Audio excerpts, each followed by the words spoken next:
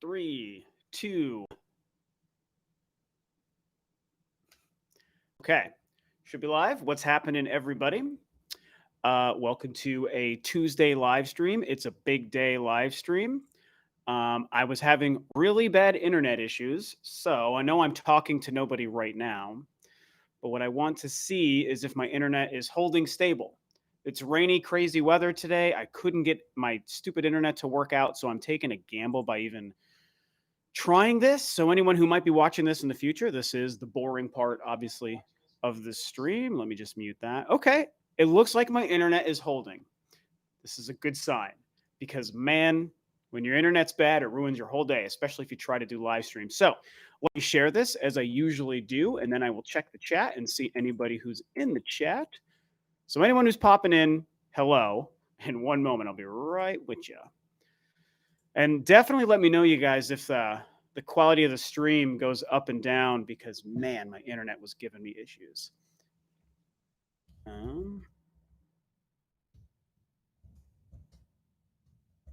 I know this is boring.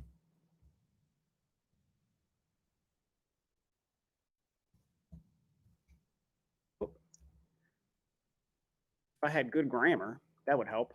1 second, trying not to have too much dead air. No dead air, no dead air.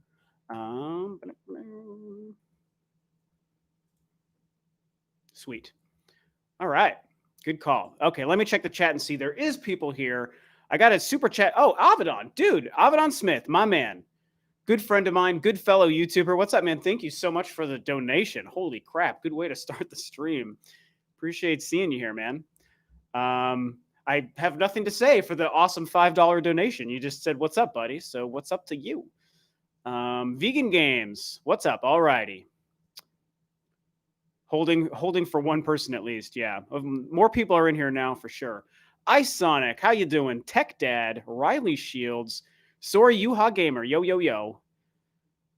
Nicole Jones Abed. How's Watchdog Legion? Says Riley Shields. Honestly, what's up, Prime Aether? I love the name Prime Aether. Watch Dogs is really, really good, but I think I'm loving it so much just because I already love the Watch Dogs games. I think all three of them are great. I mean, Watch Dogs 2 is amazing to me. And Watch Dogs Legion is very, very good. I think my biggest complaint with Watch Dogs Legion so far is honestly the fact that it's not very optimized. Like, it looks good visually, like the graphics are great, but there's a lot of bugs and the AI has done some weird things. There's broken sections of the map and there's a lot of screen tearing. It drives me crazy. Whenever you move the camera horizontally left to right, there's really visible screen tearing. And so that sucks. It's not ruining the game. I'm having a blast with it. I'm not even playing around with the switching multiple operatives. I'm kind of just playing the one guy and recruiting other people because the game wants you to recruit people. So I'm just enjoying creating a single character experience for as long as I can. And it's great. So, there's a couple bugs and there is screen tearing issues, but other than that, the game's great. So if you're a fan, you should definitely play it. More people jumping in. Gilliger Guy, fresh off of voting today. Good for you. Really appreciate hearing that. Very good thing to do. Corey Hibbing, what's up? Dev Ketchum, 195. How you doing? Kieran Buckley, my man. Ubisoft to me are not really known for quality. I don't know. I have a weird relationship with Ubisoft. I think in most ways, I'm looking at the wrong stream there. In most ways, I really like Ubisoft. They've got some bad practices. They have a weird way of implementing monetization into their games, and that part sucks, but they're not bad the way EA is bad. Obviously, Ubisoft has another huge problem that we all know about, right? And that's a major problem. Honestly, that's way worse than loot boxes and things. So that part sucks. But if we just look at the quality of their games, I like most Ubisoft games. In fact, two of my all-time favorite franchises are Rayman and Beyond Good and Evil. Those are Ubisoft franchises, so they make some not good stuff, but they make some good stuff. What's up, XGR Extensive Game Reviews? Hey, Rob, got the day off of Icy Roads. Oh, because of Icy Roads. So I'm glad I can catch the stream. Right on. Glad to have you. Stay clear of them icy roads. Sagoon the Pikachu fan, hello. Riley says Assassin's Creed Odyssey is the best Ubisoft game to come out in years, in your opinion. Okay, I'm not an Assassin's Creed guy, so I haven't played it, but I hear that's a really great game, so that's cool. Ubisoft try to give value for money sometimes with huge games, not always successful. Yeah, I agree with that. Oh yeah, John says Mario plus Rabbids is your favorite Ubisoft game. That's another great game. Nintendo helped make it good. Hello, SU. How you doing? How are you doing? Sometimes Ubisoft games are too repetitive, so you get tired of them. Yeah, they definitely have a Ubisoft has a very specific style of game. You can recognize their engine of their game, you can recognize the mechanics and the way they make open worlds and quests within those open worlds and the delivery of things.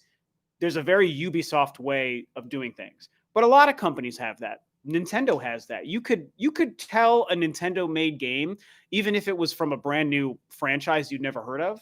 You would be able to just tell that it's Nintendo's typical engine and their gameplay and their graphics, and that's just common.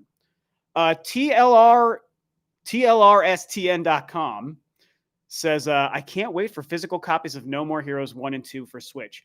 Man, I so am with you. I have so many mixed emotions about the No More Heroes thing because it is amazing that these games do exist. They released the day that they were announced and confirmed. They weren't very expensive. They're in HD 60 frames per second. That's all fantastic freaking news. But the lack of physical, man, what a shame. What a shame.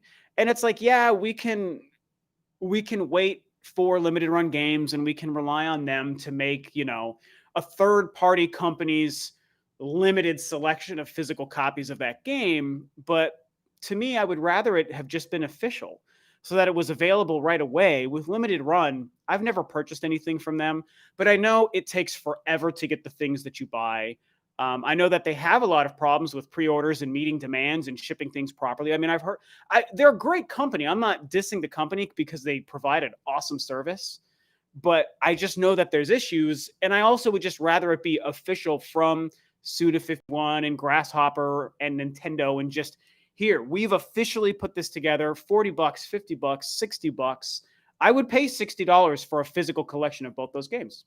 Even if they were just HD like they are now, I would do it.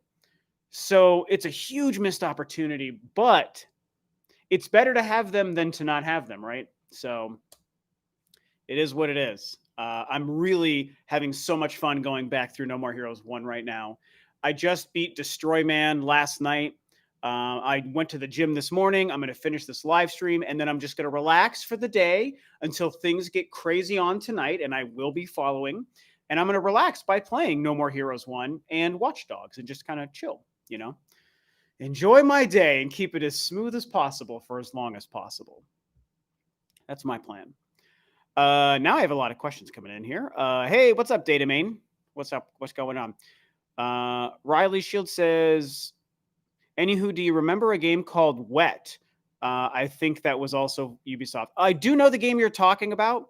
Was Eliza Dushku the actress that played that main character? I feel like there was a famous actress who was that character. I never played it, but I remembered it came out on the 360 PS3. Just like some chick just like kicking ass and hopping off of cars and stuff. I don't know if it was Ubisoft though. Maybe, maybe not. I thought it was like Square or something, but don't quote me on that. Am I the master or the apprentice? I like to consider myself the master, Data Main. I'm not much of an apprentice guy, but I don't know. That's what I think. Good for you for catching up on the name, though. Not everyone can pick out that the name Rule of Two Review is a Star Wars reference. Casual Tie 5 says, I'm always so puzzled with the people that see those retro studio hires and go like, they're just now starting. Duh. So they have been just starting for 2 years now or what? Yeah, that's a big conversation. That's a big thing. What does it say about the development of Metroid Prime 4 that they're still hiring XYZ people? And, I've discussed it almost every time. I've made videos about this. And I think that it's, the news about the hires falls in a weird sort of in-between scenario where it's like, it's a pretty big deal to know when they make these hires, but at the same time, I don't think it's really giving us a huge glimpse into the timeline of the game's release. Excuse me.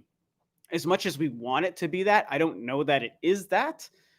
And especially because I don't develop games, so I'm not familiar with what the steps of the process look like. I'm assuming most of you guys also don't develop video games, so you probably don't know that either.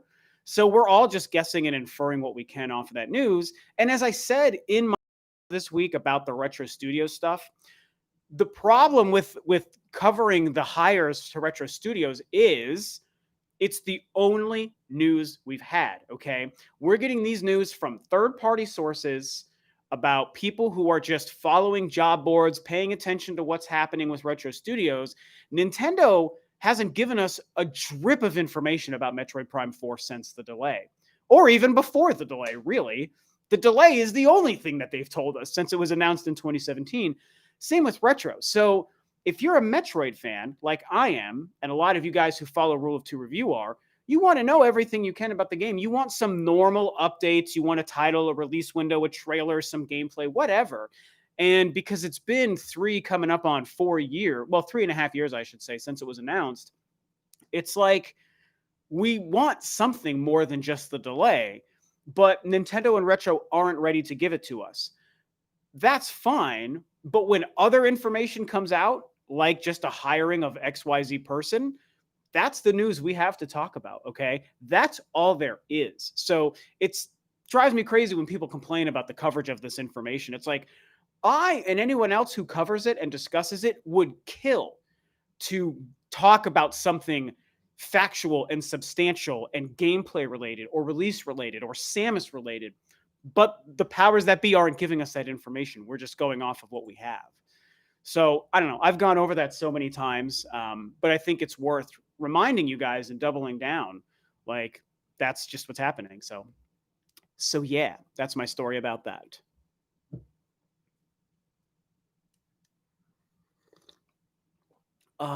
Sweet, sweet coffee.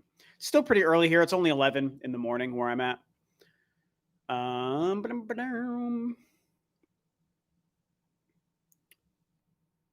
Hello, Tuya of Team Plasma. How you doing? Voided Mirror, what's up? No More Heroes has one of the best video game soundtracks of all time. So they do, but, and I meant to send a tweet out about this. There's a huge problem with No More Heroes on the Switch, and it has to do exactly with the soundtrack. There are licensing issues with making the music available, and so some of the best music tracks in the game that to me are integral to the entire No More Heroes experience are not there. I did tweet about Naomi's, or not Naomi's theme, the K Entertainment Building theme being different, okay?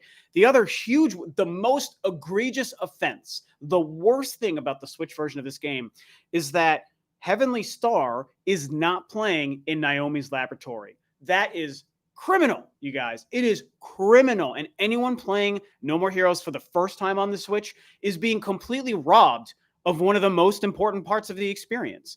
Why did I open this window? What was I going to look up? I don't even remember, so I'll just come back here. But yeah, it really, really sucks that the music situation is kind of jacked when it comes to No More Heroes.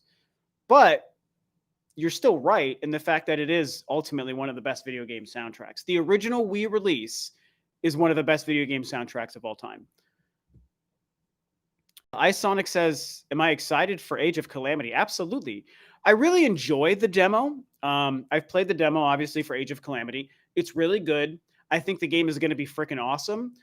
But I will say, like, it's got a weird feel to it. Tell me if you guys agree, what you guys think from playing the demo for Age of Calamity.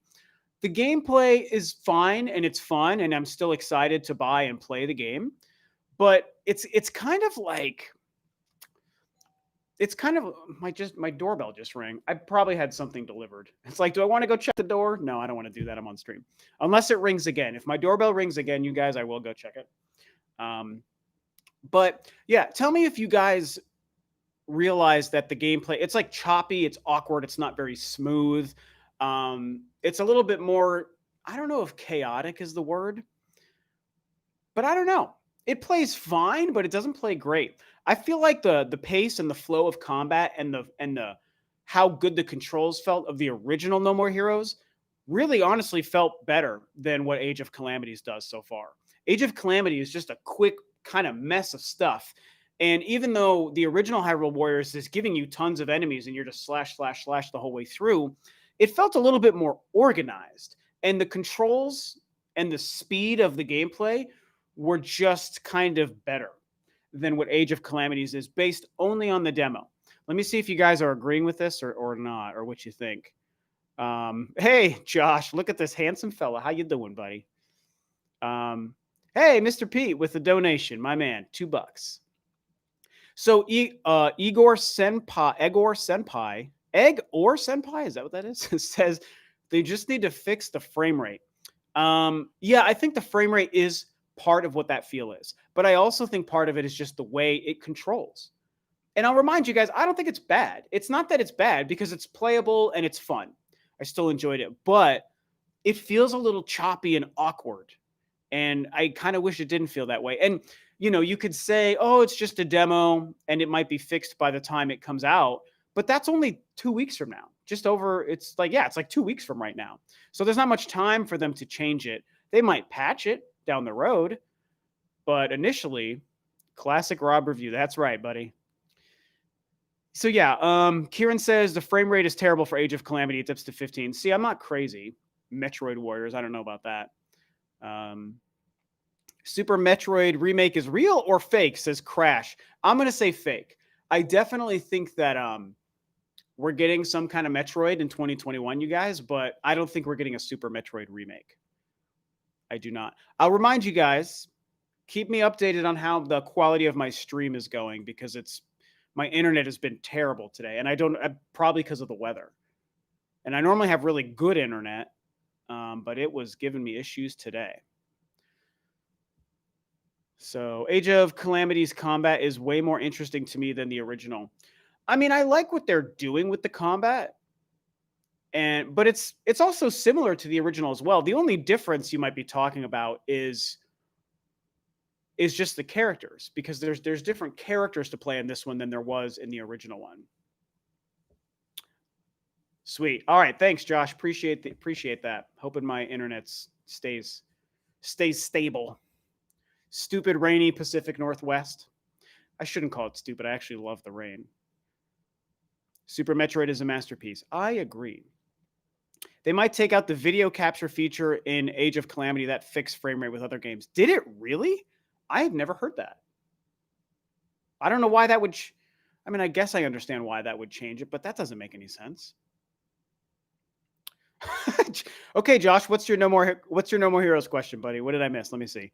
Oh, I need to make you a moderator, bro. You're getting that sweet, sweet mod status. Okay. Josh, what was your damn question? Oh, is No More Heroes on Switch super cool? Yes, it is super cool. There you go. That's my answer. It is super cool. It's the most super cool. Too late. I've given you the responsibility. It's all yours now. With great power comes great responsibility. Don't mess it up. Micah Jones says, Rob always go lives when I'm on the clock. Gotta go. Sorry, buddy. It is what it is. I took today off for, reasons. So I happen to. Normally I'm working right now.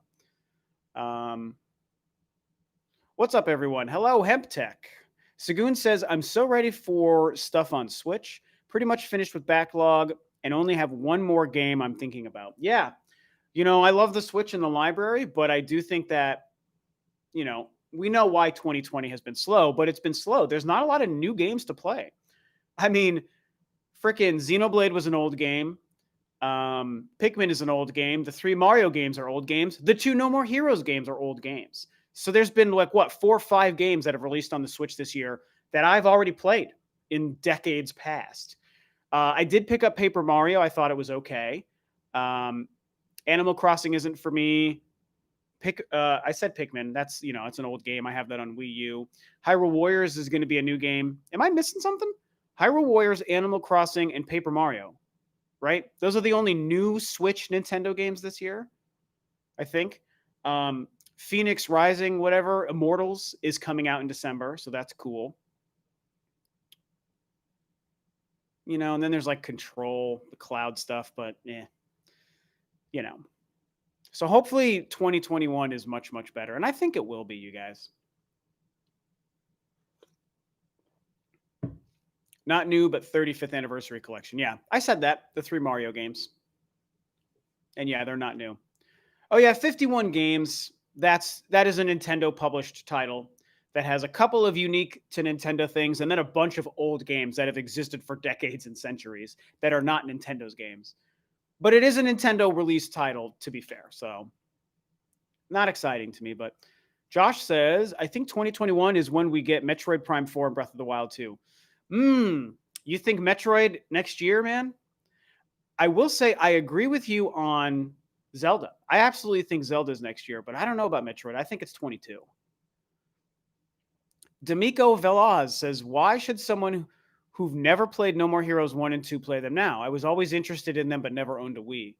Well, I would say for you, the number one reason is because you were always interested and never played them.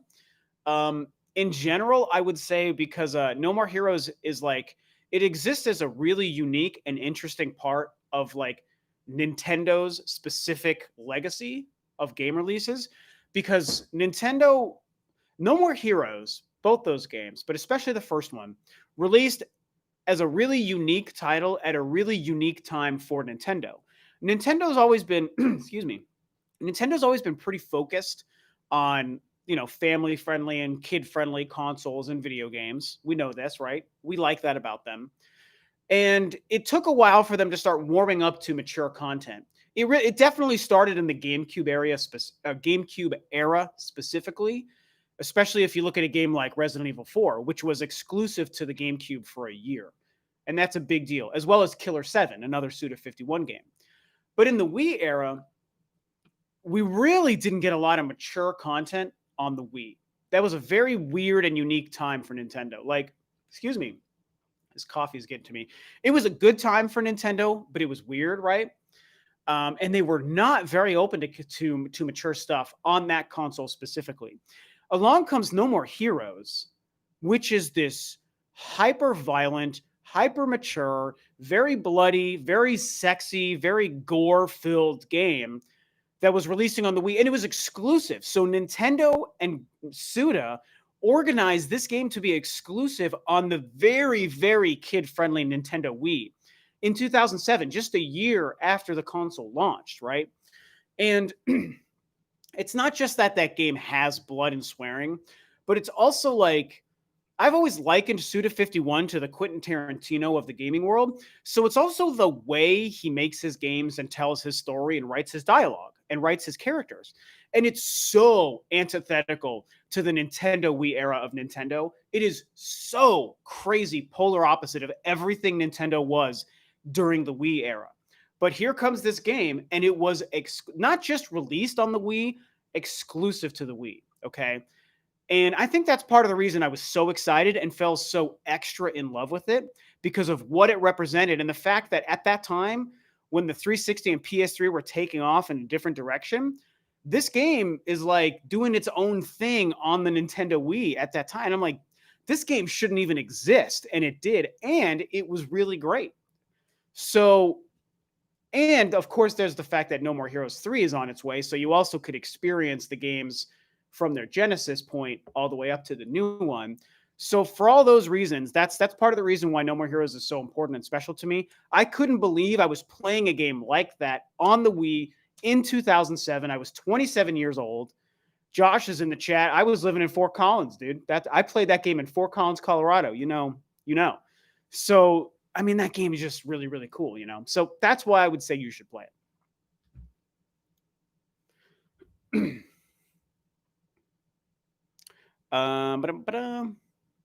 It's like a Hunter S. Thompson trip. Yeah, it totally is. It's very much along the lines of Hunter S. Thompson and Quentin Tarantino. It's kind of the way he makes games. Nintendo was heavily catering to the casual audience with the Wii. Exactly, which isn't, good or bad. That's not the point. The point is they were doing it at the time. And No More Heroes was anything but catering to casual. Even with the motion controls it used, that was polar opposite of casual. And that's why I think it was great at the time. Mad World's a good point. Yes, Riley Shields brings up Mad World, which is another game like that. I mean, there's a handful of games like that on the Wii era, but No More Heroes was the first, really. Mad World was like 2008 or 9 or something. But No More Heroes came along in 2007. The Wii was a year old, you guys, when that game came out. Probably not even a year. I think it released before the 1 year anniversary. That's a big deal. Nintendo of Europe didn't like the gore. That sucks. I didn't know that. Oh my God. I'm getting a lot of stuff now. Jesse, oh my goodness. And Chris. So I have Chris, Josh, and Jesse all in the same live stream. That's amazing. I need to make Jesse a moderator too. Everyone's watching, like all my personal friends hop in there, and I'm just giving you guys moderator status. But yeah, it's a good day for us to all come together and have good vibes. We want good vibes today. You guys are fighting. Prime Federation Force is a mistake. I don't know if I agree with that, even though there's a big conversation to have around the Metroid Prime Federation Force thing. Riley Shield says Red Steel 1 and 2 were great games. I'd love those to come back as well. You know what?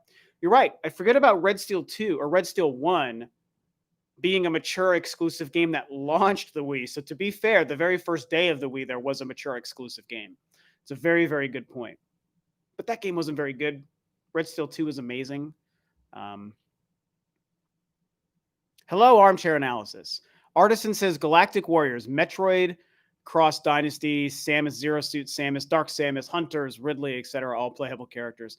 Yeah, I don't know. I mean, it sounds fun. It's not like I hate the idea. Don't get me wrong. And you've got a good cast of characters there. You could add in like Adam Malkovich and Anthony, Joey Ferris's favorite person. But I don't need a Metroid Warriors game. I'm okay with more Metroid spin-offs. You know, I didn't mind Federation Force. I liked Metroid Pinball. You know, Hunters is technically a spin-off. Like, I like the spin-off games. I don't know if I need a Metroid Warriors specifically. I don't really need that kind of a game, personally. Yep, Red Steel. Did I beat all 3 games in Mario 3D All-Stars? Yes, I did. On their original platforms, not on the Switch. I've played a bunch of each of those titles, but I don't have the time to play through 3 games I've already beaten that are very long, that I've already beaten, 20 years ago. I beat Mario 64 back in the day, Sunshine back in the day, Galaxy back in the day. So I finished those games. There's nothing new in the Switch releases. They're just HD. So I've played a good, 5 to 10 hours of each, and I've enjoyed it, but I haven't beaten them. I still focus mostly on new games. Metroid Prime Hunters 2. Maybe. Hello, Stakona. Hello. Yeah, Jesse, you're supposed to be working. Get to work. Now you have responsibility. Retro isn't rushing Prime 4. I think we all knew this was going to end up on next generation console. Well, yes and no. I mean, you guys know, you've been following me for a while.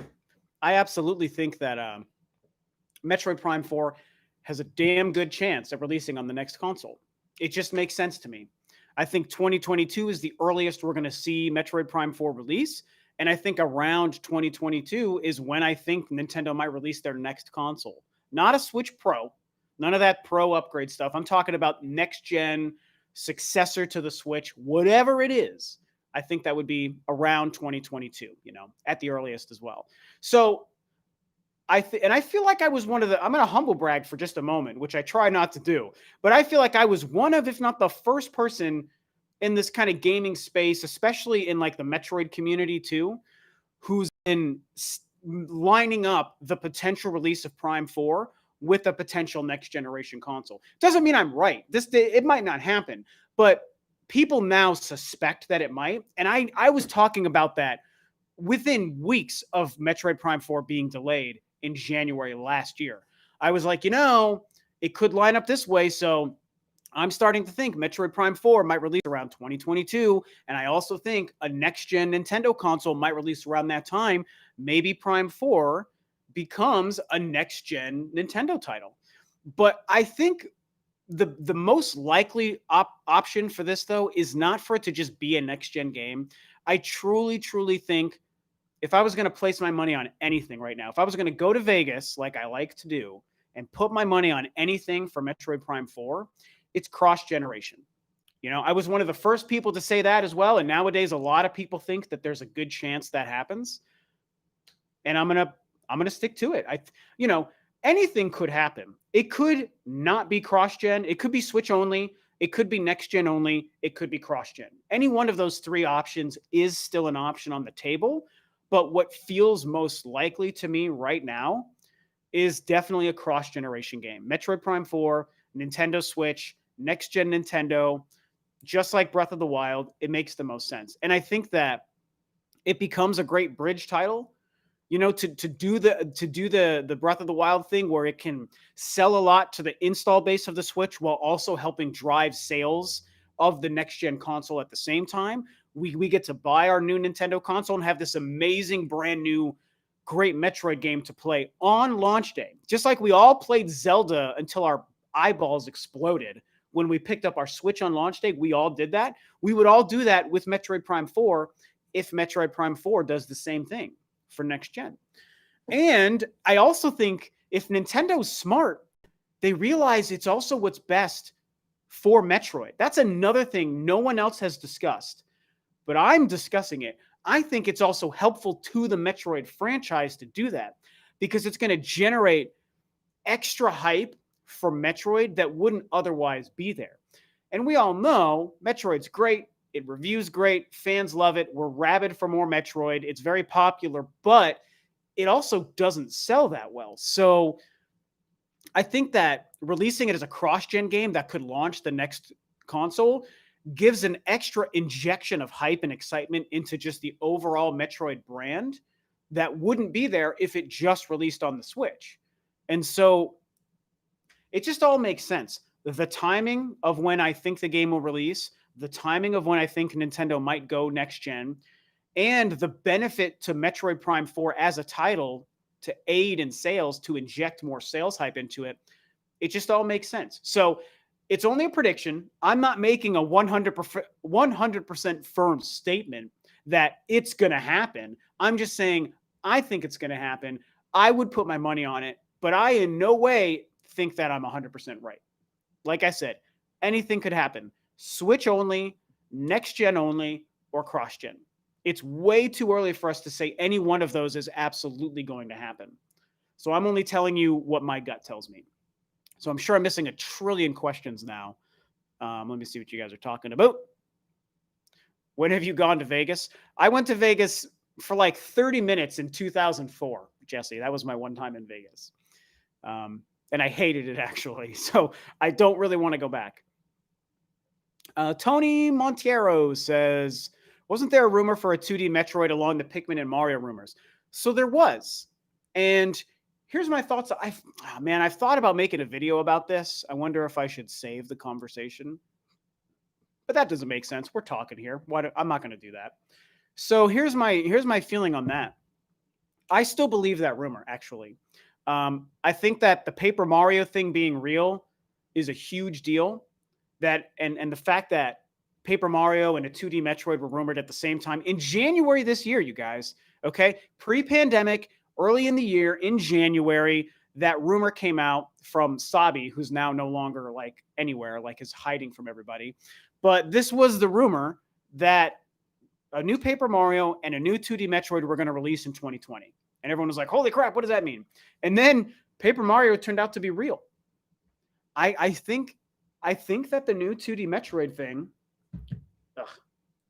I think that the new 2D Metroid is probably going to happen. And I'm willing to bet that it's one of those things that got a slight delay because of the pandemic. You know, there's plenty of reports that said the Mario thing was supposed to happen in June, right? The Mario 3D All-Stars, and release way earlier than September, right? Because of the anniversary year and the limited release and all that. But instead, we didn't get it announced until months later. Like, that's something that got delayed because of the pandemic, right? So it was a rumor about something that was going to happen this year that got delayed and happened way later in the year. And I think Pikmin might have fallen under the same boat. And so if we were to pretend that the Metroid rumor was real and Nintendo planned on releasing a new 2D Metroid in 2020 or announcing a new one in 2020, but we haven't seen it yet, my theory is it's something that instead is going to happen next year. I just think it's gotten delayed and pushed into next year. So maybe early in 2021, we see some sort of confirmation about that. That's just my personal theory about it. Tell me what you guys think. What do you guys think? Also, how's my internet holding up? The weather has totally screwed my internet up, so you guys let me know if things are not looking too good. What's up, David? Thanks for jumping in the chat. I don't know what that statement means. It's good. Okay, connection's good. Awesome. Thank you, Jesse. Appreciate you. It was really bad in the beginning of the stream, so they're not wrong with being non-binary. Sorry to hear that. Wonder what you guys are talking about in the old chat. Any thoughts on Watchdog Legion? Says Unhelpful Yoda. As a matter of fact, I talked about that at the very beginning. I like it a lot. It's a great game. There's some visual problems. There's screen tearing, which is really annoying, and there's some bugs with the AI, but it's really good. It is very, very good. Not as good as Watch Dogs 2, though. I prefer that.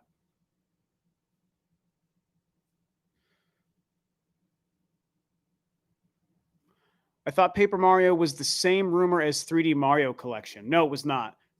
It was not. That was separate. That was back in January with 2D Metroid. Gamer9000 says, do you think that Prime 4 will bring new people come to the community, to the Metroid community, and people with Mario and Zelda in sales because of hype? It's hard to follow the sentence a little bit, but, you know, do I think that Prime 4 will bring new people to Metroid? Yes, I do. I think that Metroid Prime 4 is going to benefit from the Switch effect that I like to call it, which is that pretty much every single title on the Switch sells really well, and especially Nintendo titles, and especially titles that Nintendo really markets. I mean, Nintendo even did that with the original Splatoon on the Wii U. How did they get that game to sell 5 million copies on the failing Wii U, a brand new franchise? It's crazy, but they marketed it well, and they made a great game, so it sold. I think Metroid Prime 4 is going to be the same, only, you know, twofold because it's on the Switch. So I think Metroid is going to be a big turning point. In fact, that is the next video I'm going to make, is about Metroid Prime 4 representing a turning point for the franchise. I have a lot of thoughts and examples in my head. It actually came up on the last stream too, so I'm going to discuss that. I think Metroid Prime 4, provided it's good, is going to be very, very good for the Metroid franchise. I'm very excited for that.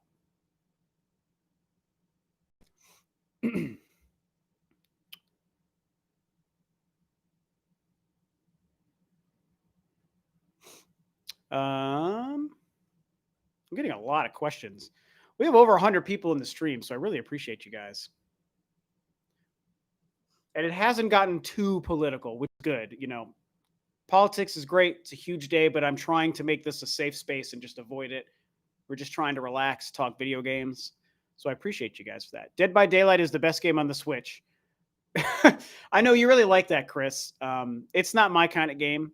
And I really hate that they wasted Silent Hill content on that game as opposed to making a new Silent Hill. So I have a personal vendetta against Dead by Daylight right now. I'm sure it's a good game, but yeah, not for me. Rob, I could see Gen 9 being Pokemon's big turning point. Unfortunately, I have no insight, Armchair, because I just am not up to speed with Pokemon. It's not my... I mean, we already had a Pokemon game, so I don't know. I just can't really speak too much on that. Prediction on when the next real direct will be, asked Jacob. I think it'll be early in 2021. In that first quarter, you know, January, February, March. I think Nintendo will come in strong in 2021 and say, here it is, a real Nintendo Direct. Let's catch up. Let's make up for lost time. Let's catch up on things we didn't get to talk about in 2020. Here's what to expect in 2021. Here's why it's going to be so much better than last year. Hopefully we find out about a 2D Metroid, about Bayonetta 3, about No More Heroes 3, all sorts of stuff. New titles. Breath of the Wild 2. I mean, I really think it's going to start off strong. Riley says Pokemon is my favorite franchise, and I agree with. Yeah, see, I unfortunately don't even know what you're talking about. I thought we already had a Gen 9. I mean, because if you look at the Switch as ninth generation, which I don't know that it is Nintendo's ninth generation, but it's not like the ninth. It gets messy. Some people call it the ninth generation console, and I get it, and that's fine. And so if that's true, is that what you mean? Because Pokemon released on Nintendo's ninth gen machine. So I thought we already had that. I don't know. I don't do the Pokemans. No offense, it's just not for me. Remy, it's Rob. Wait. So it's probably going to be. Oh, you guys are talking about something else. Okay. Stand back, Rob. All right, Chris. You got it, buddy. Godspeed, sir. Enjoy the Pokemon talk. Kieran says, I don't really care for Pokemon. I grew out of it. That's fair. Nothing wrong with that. I got nothing against Pokemon. It's weird because I've covered Pokemon a couple of times throughout the years as the news has been relevant and as it's been something I've been able to form an opinion on as an outsider. And I've constantly stated I have nothing against Pokemon. It's just not for me. It's possible for someone to not play a franchise of video games, but also not hate it. Like not playing or enjoying a franchise isn't the same as disliking it. And I haven't had too many issues with people confusing that, but it does happen. Pokemon is honestly a okay. Yes, Jesse's correct. I hate Jigglypuff. You got it. That Puff is just a little too jiggly for my taste. Okay, keep the jiggling to a minimum, Mrs. Puff. Okay, you got to relax on the jiggles. There's children here. Has anyone been getting blown up the past 2 months with texts from random numbers about supporting the vote and vote for this person, vote for that person? I'm like, who the hell are you? What call list has my phone number made it onto? It's so freaking frustrating. I've gotten 3 of them just sitting here. I don't care who you're with. I've already voted. Leave me alone. You're fine. Riley says yes, so much. Those numbers can F off. I agree. Hans Roger Oslin says, I hope they have the same writers on the Chozo lore. Are you talking about for Metroid Prime 4? I'm not sure if you're talking to me or somebody else, but I'll tell you one big hope I have for Metroid Prime 4, and I've said it many, many times, is the story. And of the story, I want more Chozo, okay? We never revisited the whole connection of the Chozo and Samus and her history and them raising her and all that stuff in Primes 2 or 3. It was a huge part of the first one, nothing to do with 2 or 3. And that's fine because the story still continued. But I think if we're coming back for a 4th go at this Metroid Prime thing, let's get into the Chozo. Let's do it, Nintendo and Retro. Let's get busy with the Chozo. That's right. I said it. Put it on a t-shirt. Let's get busy with the Chozo. And I think there's a chance we do. I think that they might be doing that. So Jesse says, back to work, stay upbeat, Rob and friends. I'm with you. Good, really good to hear from you, Jesse. I miss your face big time. And yes, fingers crossed for today, right? Let's hope. Let us hope. Yes, and my amazing sister signed me up for those lists, so I get it from both sides. Ugh, terrible. What if Metroid Dread or Super Metroid is announced on the Game Awards? Says Joe. Well, I've had a theory when it comes to Metroid Dread for a while, which is, and this is an out there theory. I mean, I have like 10% belief in this. This is just one of those wild shots for the sake of taking a wild shot. But I think that there's that 10% chance that whatever Metroid Dread was, because for all intents and purposes, we basically know that Metroid Dread was a real game at some point.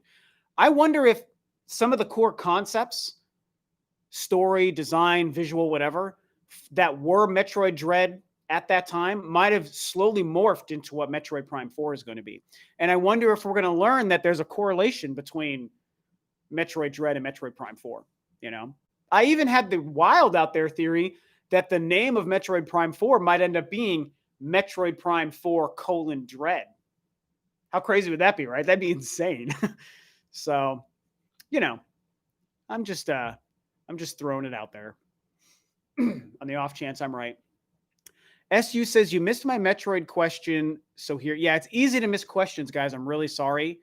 When Joseph says, who are you? Oh, I'm a guy talking video games. But when there's so many people in the chat, I've got over 100 questions coming fast and furious. It's easy for me to miss them, so I apologize for that. But I will answer your question now that I've caught it. Says, you missed my question, my Metroid question. Knowing that Metroid Prime is your favorite video game ever, do you think that Prime 4 will dethrone it and become your new favorite game? Okay.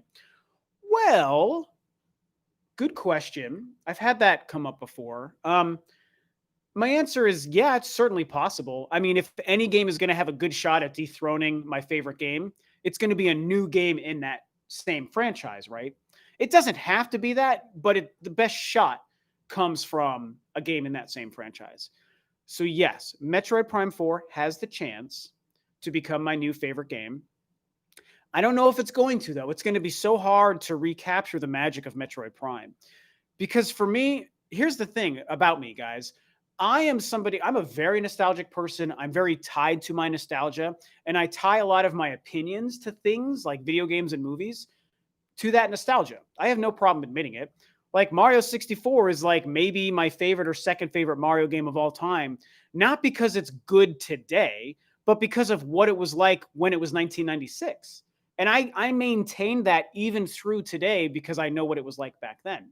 And so with Metroid Prime, like, it's my favorite game because of what it was, what my experience was playing it in 2002, right?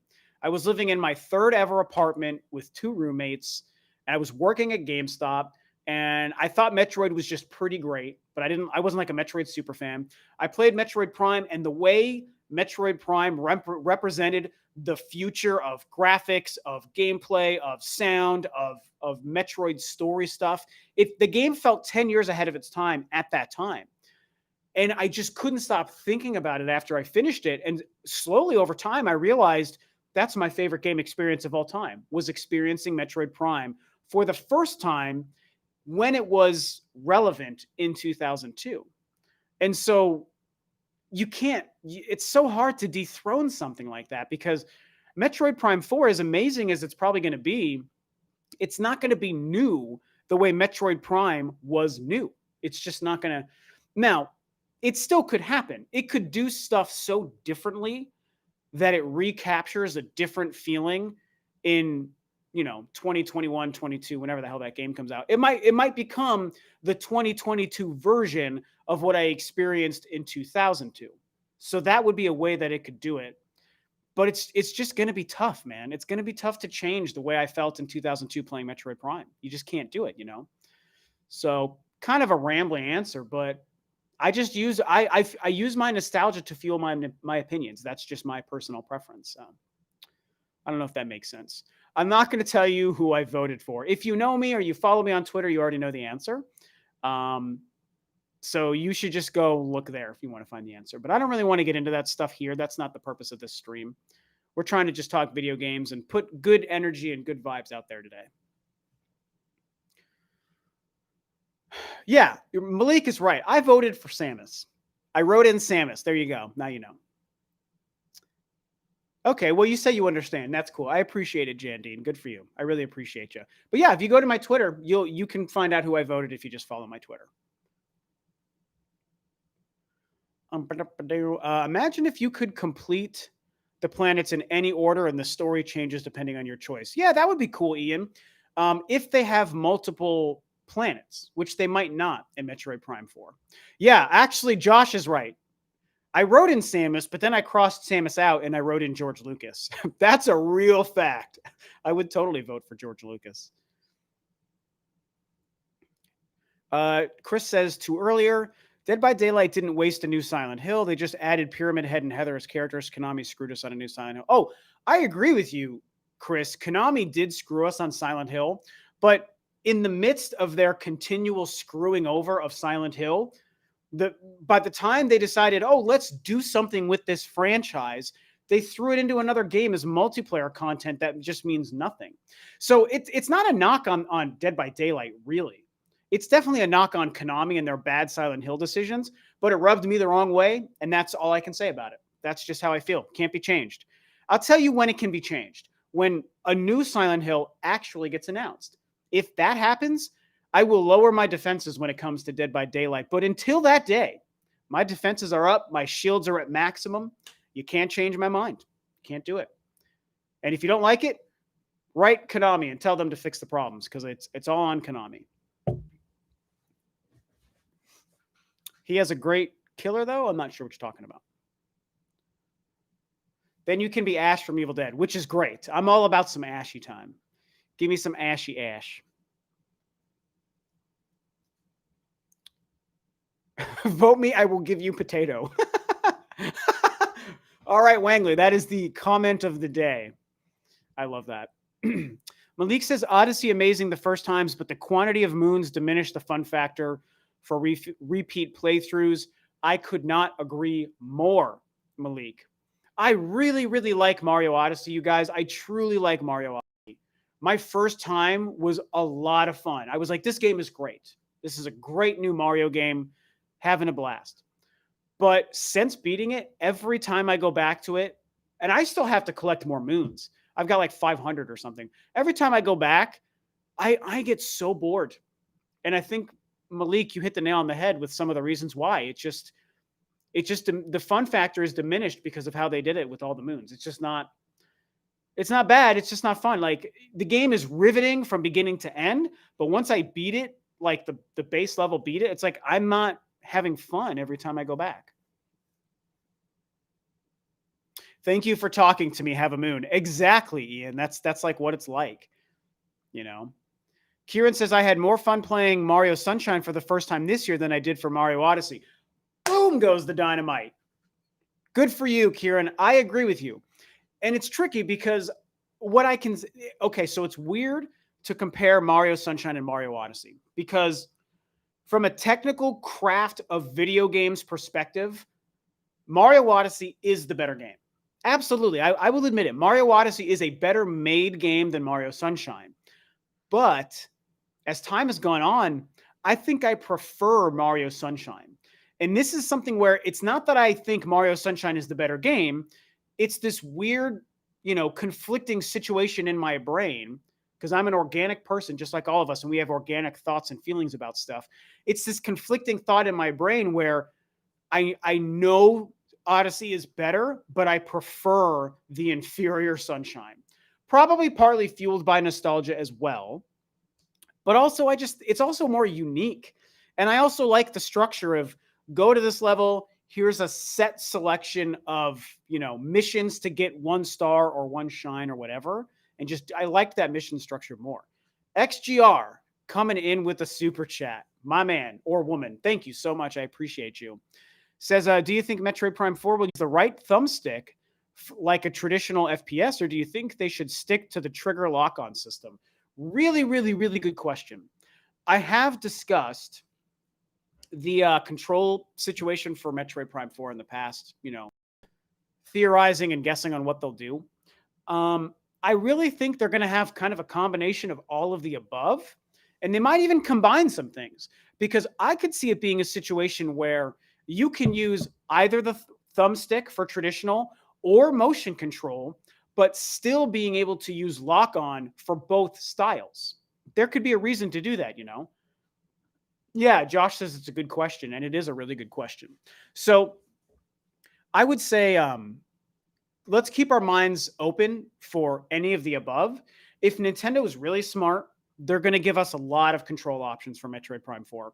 I think it's going to be the kind of title, especially with the history of controlling Metroid Prime games, that's going to need a variety of different ways. Because there's technically 3 ways they could go about it.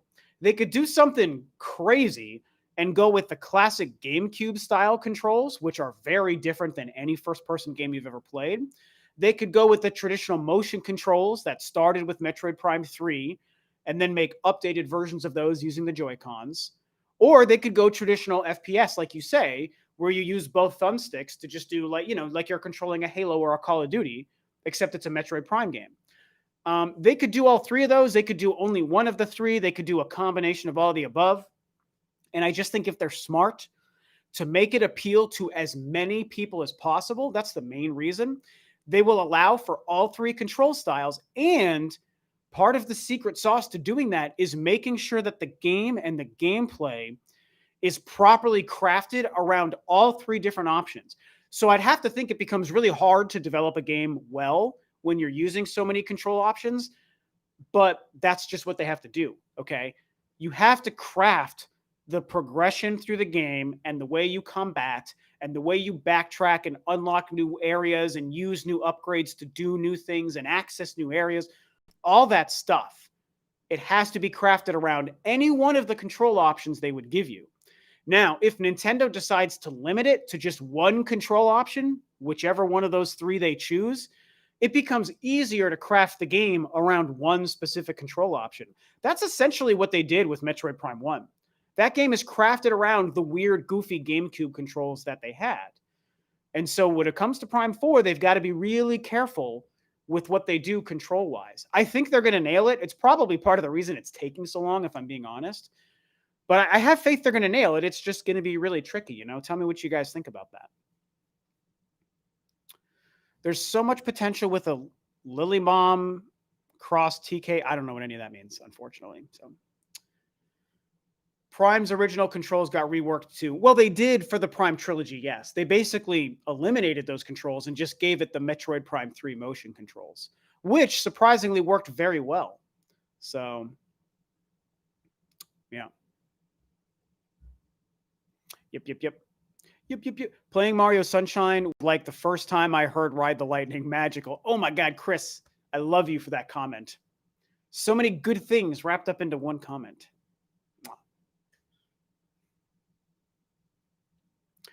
In the new Metroid, they should make the player steer Samus's ship. Yeah, there's been a lot of talk and predictions about that. When I did the Metroid podcast with Joey Ferris and Super Metal Dave brought that up for one of his big wishes. He wants to be able to use the gunship for combat and flight and all sorts of stuff. And I agree. I think I don't need that. I'm not like dying for like gunship combat, but I think there's a good chance that we do get to do that. And I would definitely welcome it. If they use it better than they did in Metroid Prime 3, it would be really exciting. I think that Metroid Prime 3's usage of the gunship was a little bit underrealized. I don't think they quite got there. Yeah, it probably sounded like that, Stakona, but I don't want to say that out loud because I want to try to avoid a demonetization. Every live stream I do, you guys, here's the thing. My regular videos, I haven't had a problem with demonetization in like 2 years, okay? It's been a long time since any regular video I've made has gotten demonetized. But my live streams, every single time, they get demonetized. In fact, I bet I've already been demonetized. Let's see. Yep. What the heck? Why does that? I don't understand it, YouTube. I get demonetized. I request a review and they remonetize it. But like, it's like they just don't want Rob going live. Oh, that Rob character, you get him on live stream, it's dangerous territory. Whatever, YouTube. You're so dumb. I mean, I don't like really care because again, the money I make from YouTube it's like supplemental. I don't do this for the money. But on principle, it's really dumb. Like, what is the difference? What's the difference, YouTube? There's like, I never swear anything or. Well, the list of words that AI must be getting. I hear what you're saying, HempTech. I think you're right, but I don't really ever say or speak things differently in my live stream than I do on my regular videos. So it doesn't really add up. Zalato says, I've never heard you about what do you think of the Red Letter Media Plinkett reviews of the Star Wars prequels. What do you think about them as a fan? Honestly, I hate them. No surprise. I've never watched more than a couple of minutes because it drives me crazy. Nowadays, it's a little bit easier for me to see them from the point of just trying to be funny. But at the time, they were a really ruthless teardown in a way that was, I don't want to say not fair, because you can criticize a movie. I don't even care if people don't like those movies anymore because so many of us love them and see the value and the quality that it's fine. But there was an approach to those that really seemed unjustified. And what's the word I'm looking for? I keep wanting to say unfair, but that's not the word. It's not unfair. Like I said, it was just a really ruthless teardown in a way that didn't feel right. So I just don't have any room in my life for that, especially for someone who loves those movies as much, you know. So, um, but I think that nowadays they go through things in a different way, and I know they did the same thing for the Last Jedi, you know, and that's a tricky conversation for me because there's so many teardown videos of the Last Jedi, and that's hard for me because, you know, for the most part, I like The Last Jedi, but there are real problems with it. Just like the entire Disney trilogy is just a big, sopping, soaking mess of a trilogy and a story and movies. It's just not good. But individually, Force Awakens and Last Jedi are fine, and I enjoy a lot of parts to them. But the critiques about those movies, and especially Last Jedi, like some of them are really, really good critiques. So it's tough. But I haven't watched their review of Last Jedi. I know they tore into it, you know, but I haven't watched it, so I can't really speak to that one. So yeah, Chris says the Disney trilogy just shows what happens when you don't plan a trilogy. And that's the thing, man. Do I have the emotional strength to get through a conversation about the Disney Star Wars trilogy? I'll just say I agree with you. Like, here's the thing. The difference between, I've said this before to friends and stuff, the difference between Disney's Star Wars and George Lucas's Star Wars, all 6 of his movies, okay? Not just one trilogy, not just the originals, all 6. The difference is the difference between an auteur making a movie and a movie made by committee, okay? Star Wars by auteur, artist, Star Wars by committee. And so that's one of the base level problems with the Disney trilogy. On the surface, they look great. They sound great. A lot of the acting is like pretty darn good. You know, Mark Hamill kills it in The Last Jedi. He's amazing in that movie. I like Daisy Ridley. I like John Boyega. They're great in their roles. It's got all the surface level glitz and glam and sugary coating you want. But Star Wars, with the exception of special effects, Star Wars has never relied on the sugary surface level coating. That's not why Star Wars connected to people in 77, in 80, in 83, in 99, 02, and 05. Those 6 George Lucas movies didn't connect to people based on the surface level stuff. The special effects got people into the theaters, but what people fell in love with and connected with in here was the story, the characters, the themes, and the journey, the emotional and dramatic journey that was consistent and riveting and dramatic as hell.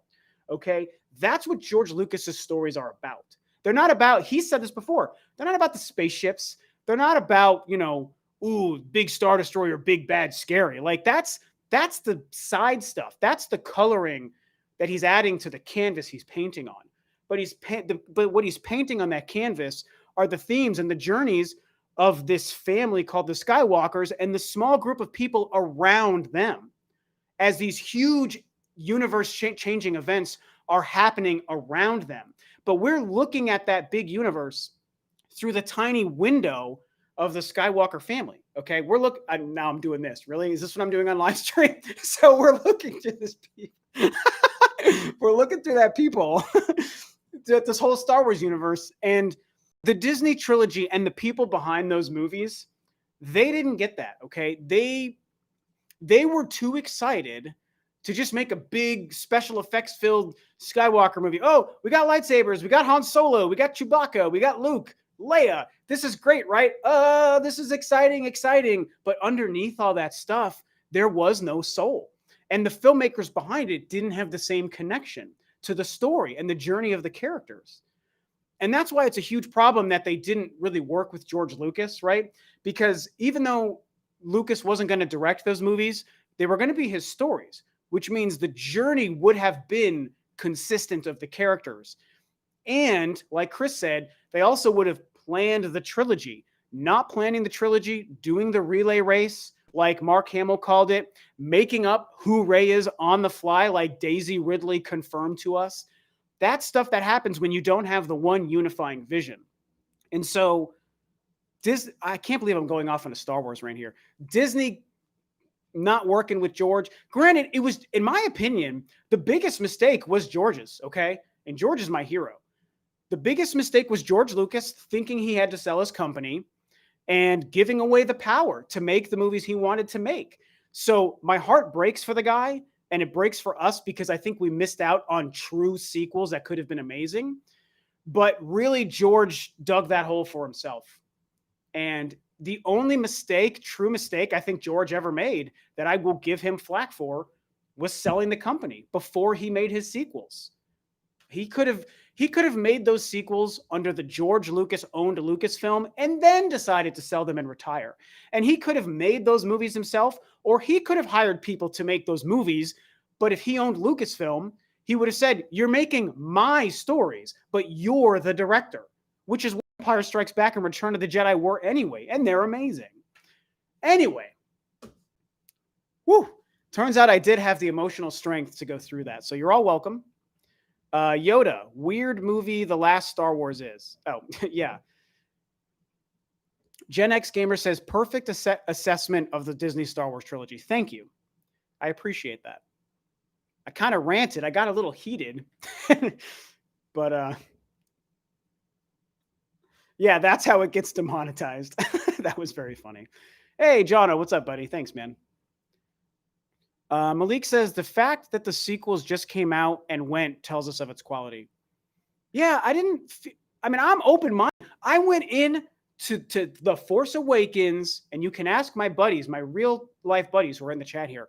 I went into The Force Awakens jazzed as hell. I was open. I'm a George Lucas fanboy and a prequel trilogy fanboy, but I was excited. Even no George, I was like, I'm ready. This movie looks amazing, and I even liked it when it came out.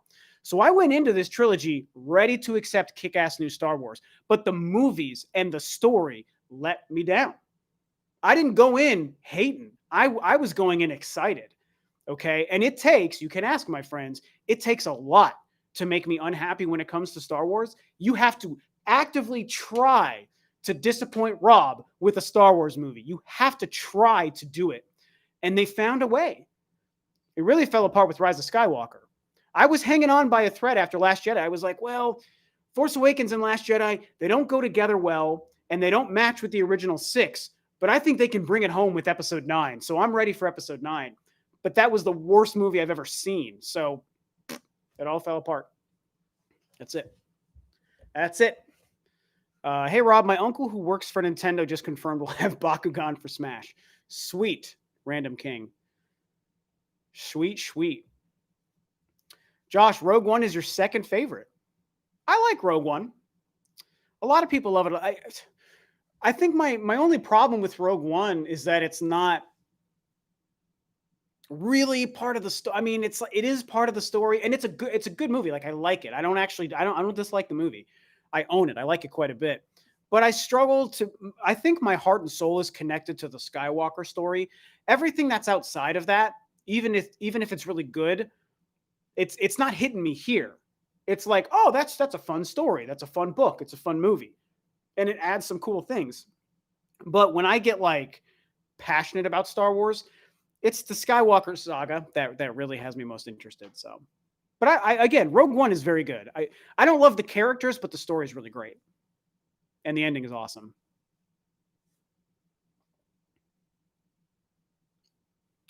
Am I the guy that cried during the trailer? You mean what's his name? The guy who cried during the Rise of Skywalker trailer that everyone gave crap to? No, his name is it's like Jeffrey Butts or something. I can't remember. I probably just got demonetized again just for saying a man's last name. Yeah, so no, that's not me. Rob should dress as Bob Ross. Maybe. Am I looking forward to the Obi-Wan series? Absolutely. Because the Obi-Wan series is going to tell the kind of story in Star Wars I actually care about, which is a story around Force-sensitive Jedi characters. And a character that was integral to the entire Luke Skywalker, Anakin Skywalker, Darth Vader story. He's got connections to both, first and second generation, or I guess second and third generation Skywalkers, because Shmi Skywalker existed. But yeah, and there's a chance we're going to see Darth Vader in that. And so I just think the Obi-Wan thing is going to be awesome. Really, really awesome. Man, I really turned the end of the stream into a whole Star Wars thing. We went from video games and Metroid to Star Wars like that. Who did that? Who was it that brought up the Star Wars thing? I liked Rebels. Rebels is okay.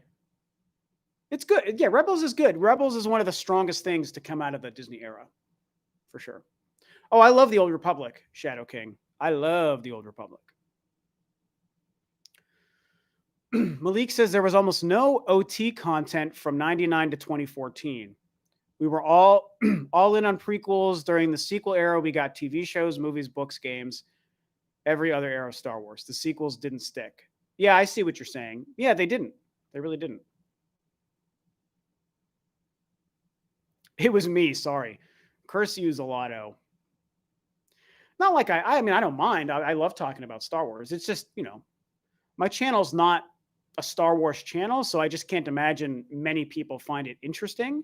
They don't come here to hear about Star Wars. They want to hear about Metroid and video games. Have I seen Titans? Such a good show. No, I haven't heard of Titans. Raised by Wolves, a friend of mine just turned me on to, so I am going to check that out. Because it's Ridley Scott, and I like Ridley Scott. He's the man. What game in November are you looking forward to the most? Well, it was Cyberpunk. Now it's Demon's Souls. Demon's Souls and Spider-Man and Hyrule Warriors. I mean, we got 3 kick-ass games. Is there another one I'm missing? I mean, I'll play Call of Duty. But yeah, I mean, God, Demon's Souls and Hyrule Warriors and Spider-Man are all November, you guys. Give me your PS5. You're going to have to come here and fight me for it, Josh. Come on out. You just come on out to old Washington. Oh, AC Vikings, Valhalla, Josh. Yeah, I think that's out in November. I'm not an Assassin's Creed guy, but yeah, that's a huge game coming out next month. Or sorry, God, this month. Holy crap, it's November. Jesus Christ. Wow.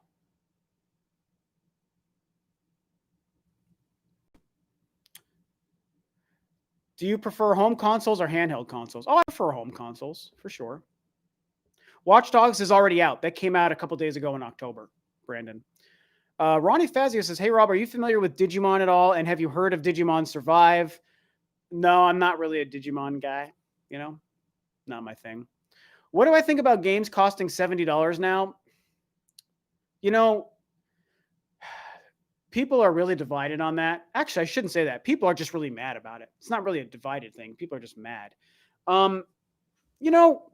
It's not that I love the idea of giving anyone more money for anything. Like, the less we spend on anything we buy, the better. I'm really not losing my mind over the $70 thing, you guys. I kind of don't really care. I understand budgets for games are bigger now than they've ever been. And games used to be 50. Then they were 60 for 2 generations. Now and only some games are going to be 70. Okay. So it's not every game. It's just some games are $70. I don't know. I don't really care. Plenty of people have pointed out, myself included, that back in the 90s, there were games on the Super Nintendo and Nintendo 64 that cost 70 or $80. I think when we bought Ocarina of Time on launch day, I think it might have been 90. 80, I'd have to ask my younger brother. It was either $79 or $89 for the Ocarina of Time. Back then, there was no standard. Games costed a bunch of different amounts. Nowadays, yeah, you get discount games and you get indie games, but the general new game price, the industry standard, has been $59.99. Now it's going up to $69 for some games. I'm just not worried about it, man. Like, I don't know. I don't know. Would I like for them to still be 60? Of course. Like, I would like that. But if I have to pay $70 for a game every once in a while, if it's a game I want, I'll pay 70.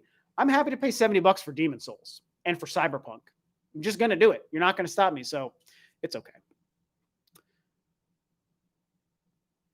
Yeah, see, Josh says you're not wrong. It was expensive. Yeah, I know Ocarina of Time. Same with Star Fox 64. That was like 70 or $80. Came with the Rumble Pack, but still, like, we were paying more money back in the day than we have been the last 2 generations. So $10 is fine. It's fine for me.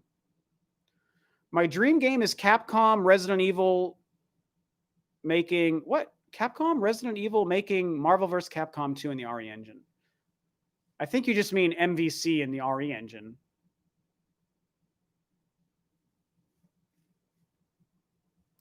The thing is, the money doesn't go to developers. It's going to line the executive pockets. Yeah, but that's not changing. That's just as true now at $60 as it will be next gen at 70. That's just how it's set up. Developers are getting paid. They have salaries. They make money from working on games. Should they make more? Yes, I think they should make more, and I think crunch is terrible. But people working on games are making their accepted amount based on when they're hired by that company. And yeah, the executives are making way too much money. The whole Bobby Kotick thing is garbage. He's a trash person, and I hate it. But I'm just saying that that's not going to be any different next gen than it is right now. So there's just that. We didn't know better back then. That's true, Jono.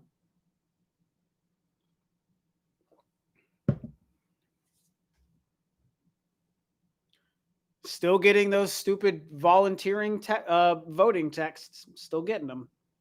Got another one. Jesus. Losers. I mean, I shouldn't say that. It's important. I just hate, texting random phone numbers. What are you doing? Get out of here. Losers. Diablo 3 had this problem, and the game suffered for it. Itemization had to be fixed. I stopped playing and tossed my collect. Yeah, I remember the whole, what do they call it? The real-time auction house or whatever that Diablo 3 launched with. Total disaster. Oh my God. Hated it. And they got rid of it. And now the game is amazing, so it's fine. They fixed it. Malik says, do you think they can incorporate Zero Suit Samus in Prime 4, maybe stealth sections? I do. I actually very much think that we might get some Zero Suit Samus action in Prime 4. I really do. Just like I also think we might get third-person sections of gameplay. I still think the gameplay will be first-person. There's no reason to think that Metroid Prime 4 is not going to be first-person. I've seen people talking about it, seen comments on my own videos. It's not going to happen, you guys. Metroid Prime 4 is going to be a first-person Metroid game. It is. But they might do the occasional section or gameplay that operates in third person. I think that might happen. And then Stakona brings up even the morph balls have been third person, yes. But I also mean third person, not in morph ball form. Like maybe, I've said this before. Imagine you're playing Metroid Prime 4. You're in first person. You're walking around. You're Samus. Make sure that that's okay. You're walking around. You're Samus. You're doing your thing in first person. And then you come to a section that's going to be third person. And imagine the camera the same way you can pop out into third person for morph ball. It's going to pop out. The camera will pan back. And you'll be playing a 2D section on a 2D horizontal plane of Samus.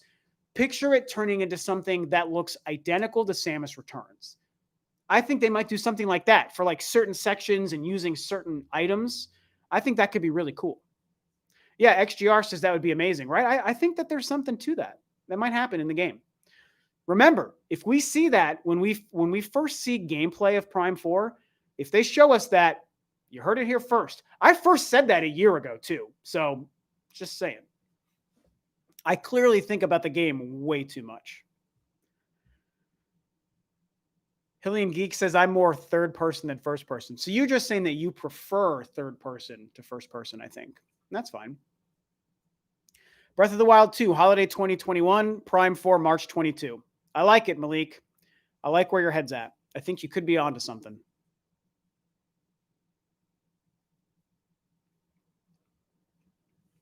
I think we're at an hour and 20 minutes. I think it's probably time for me to wrap this up. I have to settle into my day now. I came from the gym, showered, and got online immediately. Now I need to actually relax, prepare for the night ahead, because the night ahead is going to be crazy.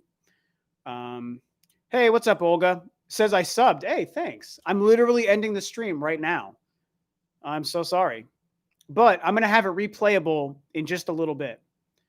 Yes, Josh. Good hangs, buddy. I missed you, man. Chris says go out and vote. I agree with Chris. Everybody listen to Chris, otherwise known as Hatrick Swayze. Kisses. Kisses back. Yes, everyone's saying bye.